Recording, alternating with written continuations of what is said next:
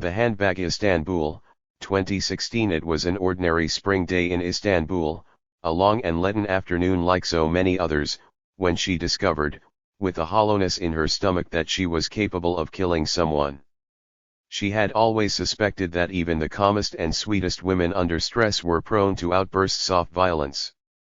Since she thought of herself as neither calm nor sweet, she had reckoned that her potential to lose control was considerably greater than theirs.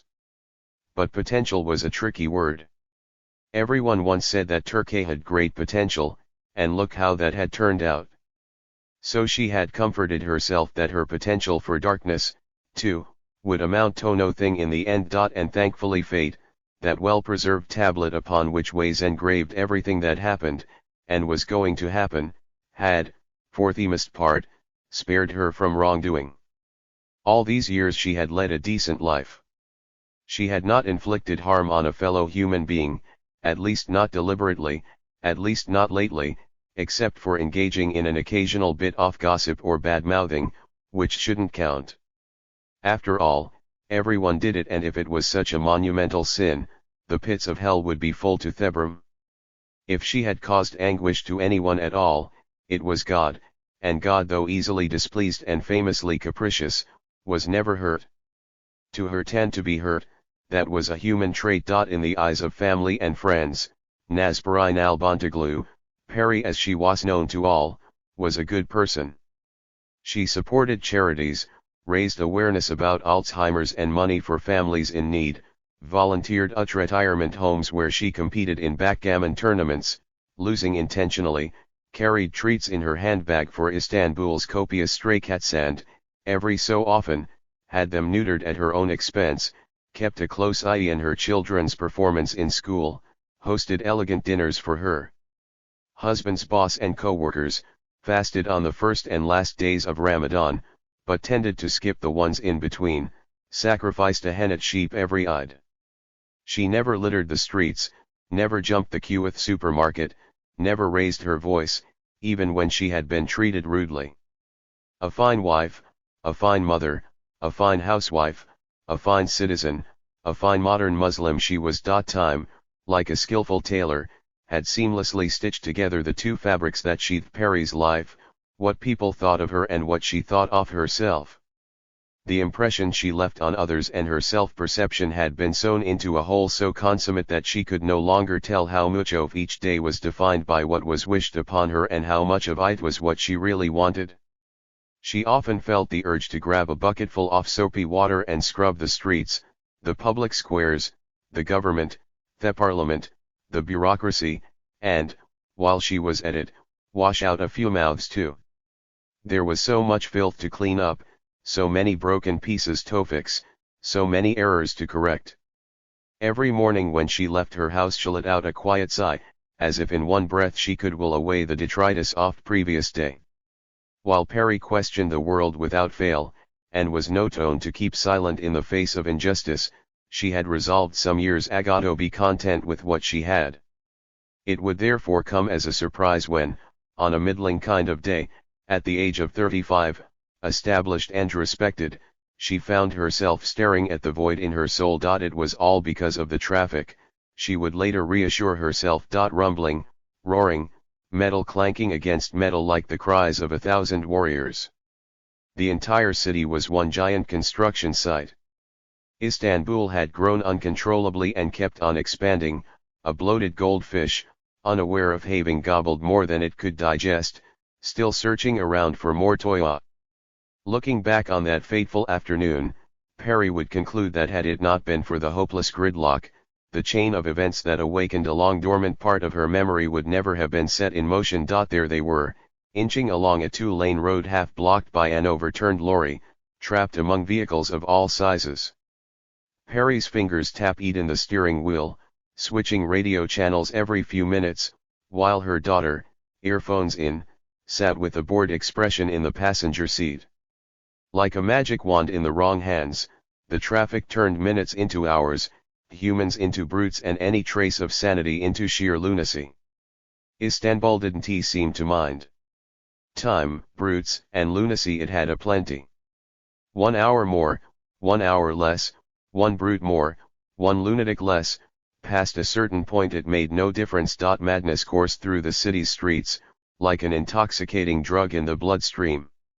Every day millions of Istanbulites downed another dose, not realizing that they were becoming more and more unbalanced. People who would refuse to share their bread shared their insanity instead. There was something inscrutable about the collective loss of reason. If enough eyes experienced the same hallucination, it turned into a truth. If enough people laughed at the same misery, it became a funny little joke. "Oh, stop picking at your nails," Perry said all of a sudden. "How many times do I have to tell you?" Slowly, very slowly, Denise pulled her earphones down around her neck. "They are my nails," she said, and took a sip from the paper cup placed between them. Before setting out on the road they had stopped at a Starborek, a Turkish coffee chain that had been repeatedly sued by Starbucks for using their logo, their menu, and a distorted version of their name, but was still, because of legal loopholes, in business, and bought 2 drinks, a skinny latte for Perry, a double chocolatey chip cream frappuccino for her daughter. Perry had finished hers, but Denise was taking forever, sipping gingerly like an injured bird. Outside the sun was melting into the horizon, the last rays painting the roofs of shanty homes, the domes of the mosques and the windows of skyscrapers in the same dull shade of rust. "And this is my car," Perry said under her breath. "You are dropping skinflakes on the floor." As soon as the words escaped her mouth she regretted them. My car, what a terrible thing to say to one's child, or to anyone, for that matter. Had she become one of those materialistic fools whose entire sense of self and place lay in the possessions she owned? She hoped not. Her daughter did not seem taken aback. Instead Denise shrugged her bony shoulders, glanced outside and furiously moved on to the next fingernail. The car lurched forward, only to stop again with its tires screeching. It was a Range Rover in a shade named Monte Carlo Blue, according to the dealer's catalog.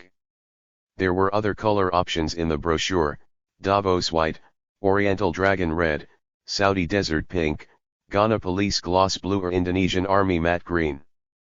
Perry imagined, with pursed lips and a shake of the head, the frivolous marketing types who invented these names, and wondered whether drivers were aware that the sleek and swanky cars in which they flaunted themselves were associated with the police, or the military, or sandstorms in the Arabian Peninsula. Whatever their color, Istanbul teemed with deluxe vehicles, many of which looked out of place, like highborn, pedigree dogs that, though destined for lives of comfort and ease, had somehow lost their way and wandered into the wilderness. There were racing convertibles that roared with the frustration of having nowhere to gather speed, off-roaders that even with the deftest of maneuvers, could not be wedged into diminutive parking spaces, if, by chance, any were available, and pricey sedans designed for wide-open roads that existed only in faraway lands and TV commercials. "I read it's been ranked the worst in the world," Perry said. "What? The traffic?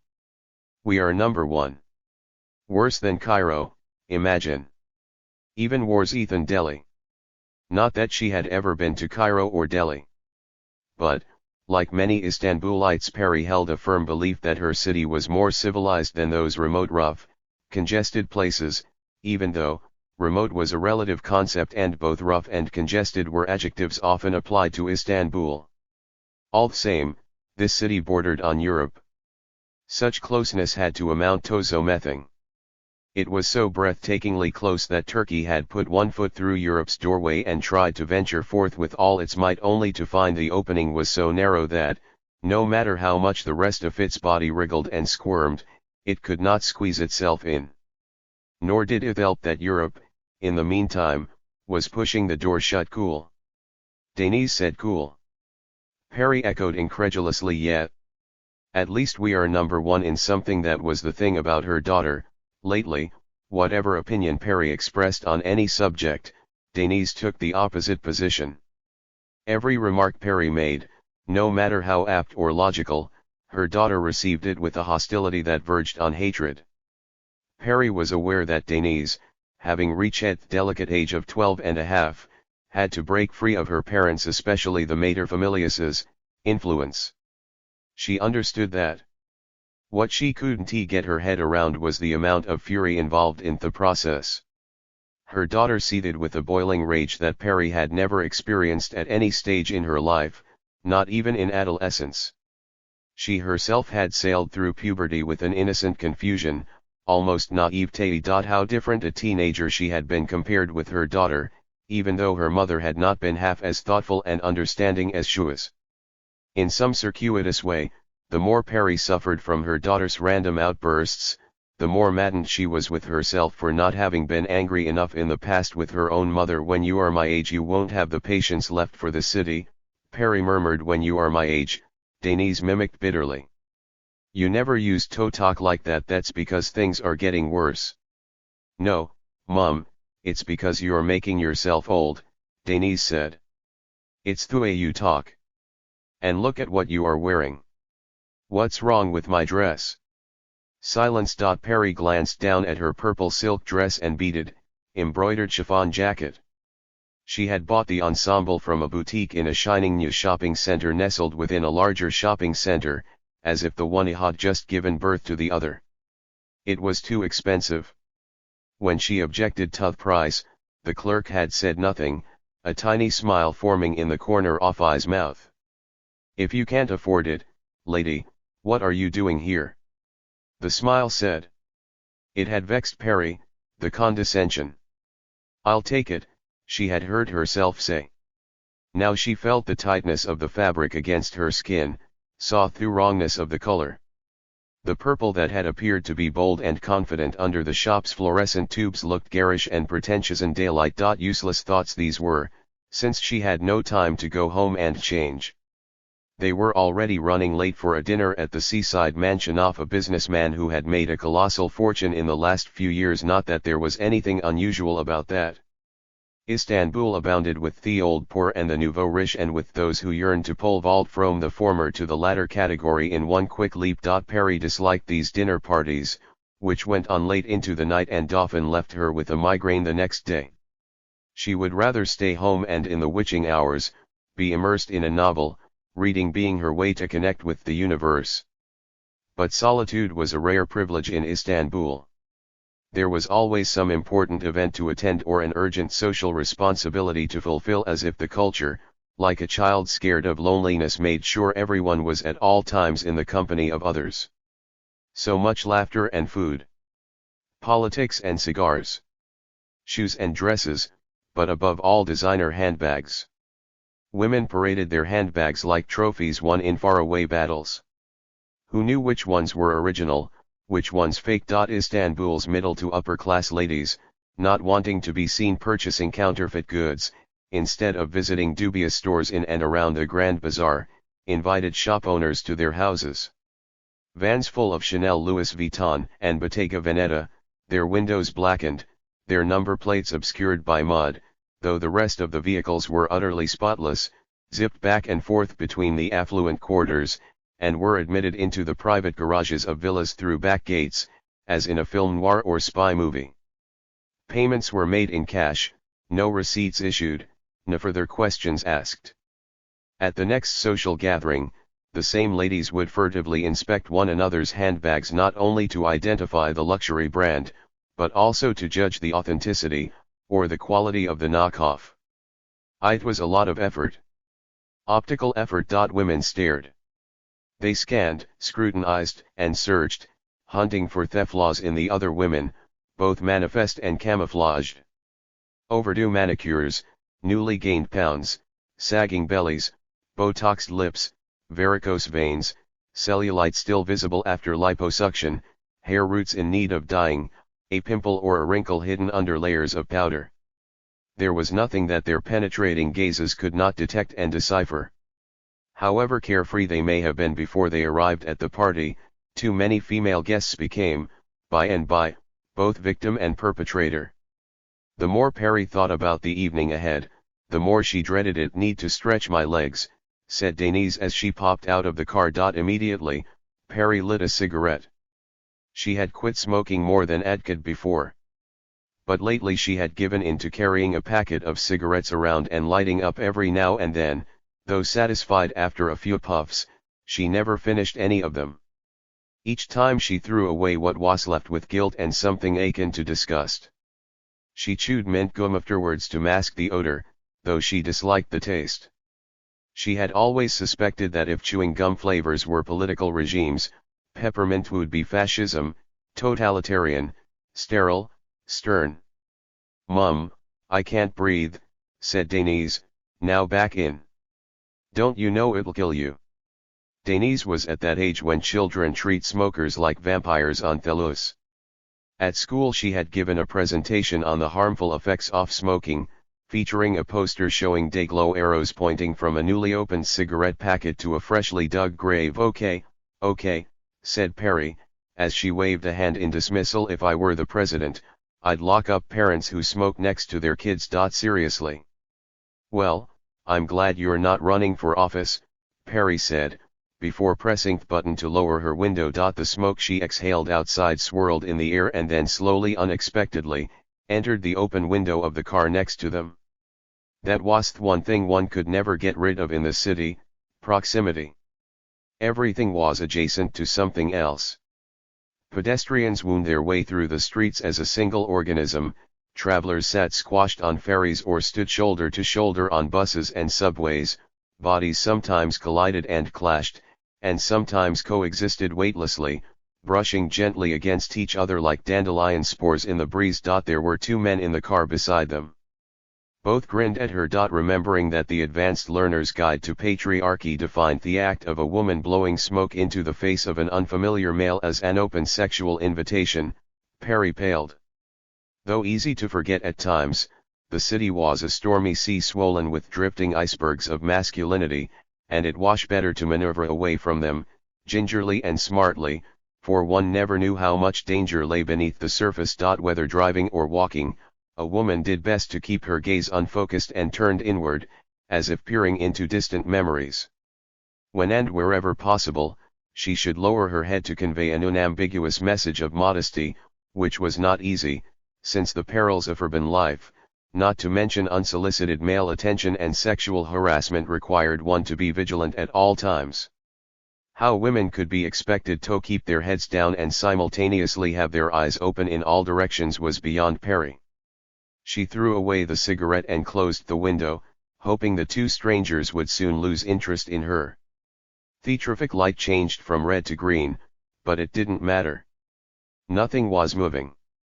That was when she noticed a tramp walking down the middle of the road. Tall and gangly with an angular face, he was thin as a whisper, his forehead creased beyond his years, his chin covered in a rash and his hands in weeping patches of eczema.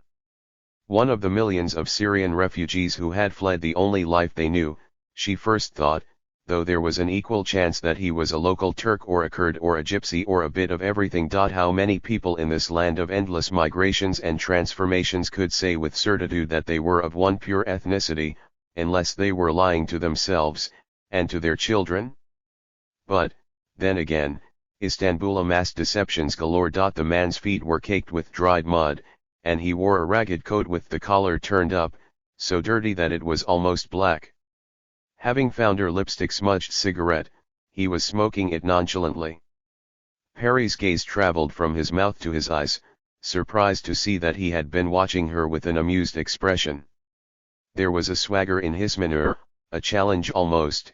He seemed not so much a tramp as an actor playing the part of a tramp, and, confident of his performance, he was waiting for applause. Having now three men to avoid, the two in the car plus the tramp, Perry turned aside brusquely, forgetting that there was a coffee cup there. The frappuccino tipped over, sending its frothy contents into her lap. "Arg, no!" Perry shrieked as she gaped in horror at the dark stain spreading on her expensive dress. Her daughter whistled, clearly enjoying the disaster. "You can say it's a piece by a new crazy designer." Ignoring the remark and cursing herself, Perry blindly grabbed her handbag, a lavender ostrich Birkin, perfect in every detail other than the misplaced accent on the word Hermes, for there was nothing the city's bootleggers couldn't counterfeit except proper spelling, which she had tucked between her legs. She took out a packet of tissues, even though she knew, or a part of her knew, that wiping would only worsen the stain. In her distraction, she made a mistake no veteran driver in Istanbul ever would. She tossed her handbag into the back seat, and the doors unlocked. She could see something fluttering out of the corner of her eye. A beggar girl, no older than 12, was coming towards them, pleading for coins. Her clothes flapping about her skinny frame, her palm extended forward, she walked without moving her body from the waist up, as if through water.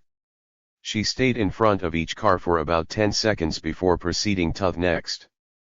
Perhaps, Perry thought, she had figured out that if one could not inspire mercy in that brief amount of time, one would never do so. Compassion never came as an afterthought, it was either spontaneous or absent entirely. When the girl reached the Range Rover, both Perry and Denise automatically glanced in the opposite direction, pretending not to have seen her. But the beggars of Istanbul were used to being invisible to others and came well prepared. Exactly in the spot where mother and daughter had turned their heads stood another child of around the same age, waiting with an open palm. To Perry's immense relief, the light turned green and the traffic shot forward like water out of a garden hose. She was about to put her foot on the accelerator when she heard the back door open and close, as fast as a switchblade. In the mirror she saw her handbag being scooped out of the car. Thieves? Her voice hoarse from the effort, Perry screamed. Help, they stole my bag. Thieves? The cars behind her honked frantically, oblivious to what had happened, eager to go. It was obvious nobody was going to help. Perry hesitated, butanly, for a moment. With a dexterous spin of the steering wheel, she swerved the car to the curb and left her emergency lights flashing. Mom, what are you doing? Perry didn't respond. There was no time. She had seen the direction in which the children had scampered off, and she needed to follow them at once. Something inside, an animal instinct for all she knew, assured her that if she could find them she would get back what rightly belonged to her. Mom, let it go. It's just a bag, and fake. I've got money and credit cards in there. And my phone. But her daughter was worried, embarrassed even. Denise did not like to attract attention, only wanted to blend in, a drop of gray in a sea of gray. All her rebelliousness seemed to be saved for her mother. Stay here, lock the doors, wait for me, Perry said. For once, do as I say. Please. But, Mom, without thinking, not thinking at all, Perry dashed out of the car, forgetting for an instant that she was wearing high heels. She took off her shoes, her bare feet hitting the asphalt heavily. From inside the car, her daughter gaped at her, eyes wide with astonishment and mortification. Perry ran. In her purple dress, carrying the weight of her years, her cheeks aflame, the housewife mother of 3, in front of dozens of eyes, was painfully aware that her breasts were hopping frantically and she was unable to do anything about it. Even so, tasting a strange sense of freedom, trespassing in a forbidden zone she could not name, she sprinted across the road towards the inner streets, while drivers laughed and seagulls swirled above her head. If she hesitated, if she so much as slowed for a second, she would have been horrified at what she was doing. The possibility of stepping on rusty nails, broken beer bottles or rat urine would have terrified her. Instead she charged ahead. Her legs, almost independently, as if with a memory of their own, kept going faster and faster, remembering the time long ago at Oxford when she would jog 3 to 4 miles every day, rain or shine. Perry used to love running. Like other joys in her life, that, too, was no more. The Mute Poet. Istanbul, 1980s. When Perry was little, the Nalbandiglos lived on Mute Poet Street, in a lower middle-class neighborhood on the Asian side of Istanbul. Amidst decaying days, a mixture of scents, fried aubergine, ground coffee, freshly baked flatbread, simmering garlic, emanated from the open windows, so strong that it permeated everything, seeping into gutter drains and manhole covers, so sharp that the morning wind immediately changed its direction. But the locals did not complain. They never noticed the smell. It was outsiders alone who picked it up, although very few outsiders ever had reason to come to this area. Houses leaned higgledy-piggledy like headstones in an unkempt graveyard. A fog of boredom hovered over everything and only lifted momentarily when the shouts of children cheating at a game, pierced the air. Rumors abounded as to the origin of the street's peculiar name. Some believed that a renowned Ottoman poet who had resided in the area, unhappy with the meager bakshish granted him after a poem he had sent to the palace, swore not to open his mouth again until he was suitably rewarded by the Sultan. Surely the master of the lands of Caesar and Alexander the Great, the ruler of 3 continents and 5 seas, the shadow of God on earth, would bestow his unbounded generosity on his humble subject. But if he doth not, I shall take it as a sign of the inferiority of my poems, and I shall stay mute till the day I die, for a dead poet is preferable to a failed poet. Such were his last words before he fell as silent as midnight snow. It wasn't he pretension, he revered, feared, and obeyed whatever in his mind he imagined a ruler to be. Still, being an artist, he could not help but crave more attention, more praise, more love, and a few more coins would not be so bad either. When the incident reached his ears, the Sultan, amused by such impudence, promised to make amends. Like all despots, he had mixed feelings about artists. While he disapproved of their unpredictability and unruliness, he also enjoyed their presence, provided they knew their limits. Artists had an unusual way of looking at things, which could be entertaining, except when it was not. He liked to keep a few of them in his skirt, under a tight rein. They were free to say whatever they pleased so long as they didn't criticize the state and its rules, the religion and the Almighty, and, above all, the sovereign. As fate would have it, that same week, following a plot in the Seraglio to overthrow the Sultan and put his eldest son on the throne, the sovereign was murdered, strangled with a silk bowstring so as not to spill his noble blood. In death, as in life, the Ottomans liked to keep everyone in their places, everything meticulously regulated, unambiguous. While royals were strangled, thieves were hanged, rebels decapitated, highway robbers impaled, local dignitaries pounded in a mortar, concubines dropped into the sea in weighted sacks. Every week a new set of severed heads was displayed in the gibbets in front of the palace, their mouths stuffed with cotton if they were high-ranking officers, with straw if they were nonentities. That was exactly how the poet felt. Bound by his oath, he remained silent till the day he breathed his last. Others had a different version of the story. When the poet demanded to be compensated generously, the Sultan, angered at such effrontery, ordered his tongue to be cut out, chopped up, fried and fed to the cats of 7 neighborhoods. But, having uttered so many sharp words all these years, the poet's tongue had an acrid taste, even after it was sautéed with sheep's tail fat and fresh onions. The cats all walked away. The poet's wife, who had been watching the scene from behind a latticed window, secretly gathered up the pieces and sewed them together. She had barely placed her creation on the bed and gone to look for a surgeon who could put the tongue back in her husband's mouth when a seagull swooped through the open window and stole it. Hardly surprising, given that the seagulls of Istanbul are notorious scavengers and feast on whatever comes their way, regardless of taste. A bird that can peck out and gobble up the eyes of animals twice its eyes can devour anything.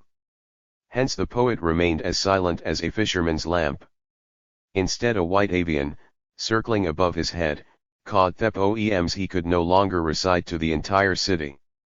Whatever the truth behind its name, the street on which the Nalbantaglus lived was a quaint, sleepy lane where the most cherished virtues were modeled on the 3 states of matter, to obey Allah, and the imams with unswerving compliance, ultimate surrender, and unbroken stability, solid, to accept the divine river of life no matter how much mud and debris it might sweep along, liquid, and to forego ambitions since all possessions and trophies would eventually vanish into thin air, gas. Around here every destiny was seen as preordained, each suffering unavoidable, including those the residents of the street inflicted on each other, such as football fights, political brawls and wife-beating. Theirs was a 2-story house, the color of sour cherries. Throughout the years it had been painted several different hues, salted plum green, walnut jam brown, pickled beet purple. The Nalbantaglus rented the ground floor, their landlord lived upstairs. Although the family was not rich, all wealth is relative by the standards of time and place, Perry had grown up without feeling deprived. That would come later and, like all things deferred, it would arrive with such force that it seemed to be making up for lost time. She would learn to see the faults of the household in which she had once been so protected and beloved a daughter. She was the Nalbantaglow's last child, her conception one big surprise since her parents, having already raised two boys into their late teens, were deemed too old. Sheltered, cosseted, her every need not only satisfied but also anticipated, Perry led a life of acquired ease in these early years. Even she was aware of a breeze of tension at home, which grew into a full-blown gale whenever her father and her mother happened to be in the same room. They were as incompatible as tavern and mosque. The frowns that descended on their brows, the stiffness that infused their voices, identified them not as a couple in love, but as opponents in a game of chess.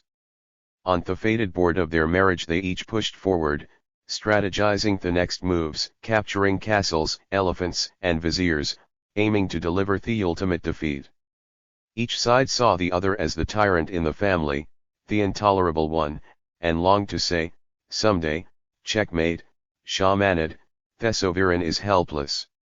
Their marriage had been so deeply woven with mutual resentment that they no longer needed a reason to feel wronged and frustrated. Even at that young age Perry sensed that love was not, and probably never had been, the reason why her parents were together. In the evenings she watched her father slumped at the table with plates of mezes distributed around a bottle of raking. Stuffed grape leaves, mashed chickpeas, grilled red peppers, artichokes in olive oil and his favorite lamb's brain salad. He would eat slowly, sampling each dish like a fastidious connoisseur, even though the food was no more than a necessity so as not to drink on an empty stomach. I don't gamble, I don't steal, I don't accept bribes, I don't smoke and I don't go around chasing women, surely Allah will spare his old creation this much misdeed, Mensur was fond of saying. Ordinarily, he would have a friend or two join him for these lengthy suppers. They would rattle on about politics and politicians depressed about the state of things. Like the majority of the people in this land, they talked most about the things they liked least. Travel the world, you'll see, everyone drinks differently, Mensur would say. He himself had moved around a fair amount in his youth as a ship's engineer. In a democracy, when a man gets drunk, he cries, "What happened to my sweetheart?" Where there is no democracy, when a man gets drunk, he cries, "What happened to my sweet country?" Soon words would melt into melodies and they would be singing bouncy Balkan tunes at first, revolutionary Black Sea songs next, and gradually, inevitably, Anatolian ballads of heartbreak and unrequited love. Turkish, Kurdish, Greek, Armenian, Ladino lyrics would mix in the air, like coiling wisps of smoke. Sitting by herself in a corner, a heaviness of heart would come over Perry. She often wondered what it was that made her father so sad. She imagined sorrow sticking to him like a fine layer of black tar under the sole of his shoe. She could neither find a way to lift his spirits nor stop trying, for she was, as everyone in the family would testify, her father's daughter. From the ornate picture frame on the wall, Ataturk, the father of the Turks, would glance down at them, his steel blue eyes flecked with gold. There were portraits of the national hero everywhere, Ataturk in his military uniform in the kitchen, Ataturk in a redingote in the living room, Ataturk with a coat and kalpak in the master bedroom, Ataturk with silk gloves and flowing cape in the hall. On national holidays and commemorative days Mensur would hang a Turkish flag with a picture of the great man outside a window for everyone to see. Remember, if it weren't for him, we'd have been like Iran, Mention often said to his daughter. I'd have to grow a round beard and bootleg my own booze. They'd find out and flog me in the square. And you, my soul, would be wearing a chatter, even at your young age. Mensur's friends, school teachers, bank officers, engineers, were just as devoted to Ataturk and his principles. They read, recited and, when inspiration struck, wrote patriotic poems, many of which were so similar in rhythm and repetitive in essence that, rather than separate pieces, they felt like echoes of the same call. Even so, Perry enjoyed lingering in the living room, listening to their amiable chatter, the tones and cadences of their voices, rising and falling with each new glass topped up to the brim. They did not mind her presence. If anything, her interest in their conversation seemed to rejuvenate them, filling them with hope for the youth. Thus Perry stayed around, sipping orange juice from her father's favorite mug, which had the signature of Ataturk on one side and a quote from the national leader on the other: "The civilized world is ahead of us, we have no choice but to catch up." Perry loved this porcelain cup, the smooth touch of it against her palm, though it made her slightly regretful each time she finished her drink, as though the chance of catching up with the civilized world had also disappeared. Perry would be up and down like a yo-yo. Ice buckets to refill, ashtrays to empty, bread to toast, there was always some task to be done, especially since her mother absented herself on such evenings. As soon as Selma placed the food on the table, quietly sighing to herself, she would retreat to her bedroom and not emerge until the next morning. Sometimes she wouldn't reappear until midday or later. Depression was a word unheard of in the house. "Headaches," she would explain. She often suffered from severe headaches that left her debilitated and in bed, her eyes almost closed, as if squinting against perpetual sunlight. When the body was weak, the mind was purified, she claimed, so pure that she saw omens in everything: a pigeon cooing outside her window, a bulb that sudden livened out, a leaf swimming in her tea. Cloistered in her room, she would lie prostrate, listening and accounting for every single sound. It was impossible not to hear. The walls were as thin as sheets of rolled out dough. But there was another wall between Selma and Mensur, erected decades earlier, rising higher with every passing year. Some time ago Selma had joined a religious circle led by a preacher famous for the eloquence of his sermons and the rigidity of his views. They called him Uzumbaz Effendi, for he was known to claim that wherever he saw signs of idolatry and heresy he would crush them, like trampling grapes underfoot. It didn't bother him in the least that his sobriquet brought to mean the making of wine, a sin no less grave than the drinking of it. Neither juicy grapes nor bottled wine piqued the man's interest nearly as much as the act of crushing itself. Under the preacher's influence Selma had changed visibly. She now notably declined to shake hands with the opposite sex, but also refused to sit in a bus seat that had last been occupied by a man, even if he had vacated for her. Although she did not wear a niqab, as some of her close friends did, she covered her head fully. She no longer approved of pop music, which she found corrupt and corrupting. She banished from the house all kinds of confectionery and snacks, ice cream, potato chips and chocolate products, even foodstuffs labeled halal, ever since Uzumbaz Effendi had told her that they might contain gelatine, which might contain collagen, which, in turn, might contain pork. Such was her fear of coming into contact with any pig extract that instead of shampoo she used raw olive oil soap, instead of toothpaste a miswak stick, and instead of a candle, a wad of butter with a wick inserted. In her suspicion that glue from pig bones might have been used in their manufacture, she refused to wear foreign brand shows and advised everyone to do the same. Sandals were safest. For years, on the instructions of her mother, Perry would go to school wearing camel leather sandals and goat's wool socks, only to be ridiculed by her classmates. With a circle of like-minded spirits, Selma organized trips to beaches in and around Istanbul, trying to convince women sunbathing in bikinis to repent of their ways before it was too late for their souls to be saved. "Every inch of flesh you show today will scorch you in hell tomorrow." The group distributed flyers written with poor grammar and worse spelling, abounding in exclamation marks, lacking in commas. They harped on about how Allah did not wish to see Eve's granddaughters half naked in public spaces. Later in the evenings, when the beaches were deserted, the same flyers could be seen flapping in the wind, ripped and stained, the words debauchery, sacrilege, eternal damnation scattered in the sands like strands of dried seaweed. Animated though she always was, Selma had become even more talkative and argumentative in this new stage of her life, keen to bring others, especially her husband, to the path of the righteous.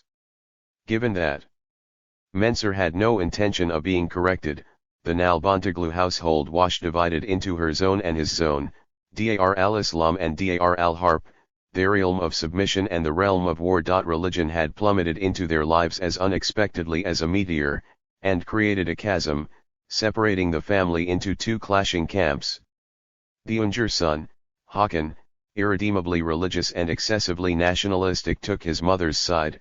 The elder son, Umit, in his effort to diffuse the conflict, remained for a while neutral, though it was clear from everything he said and did that he leaned towards the left.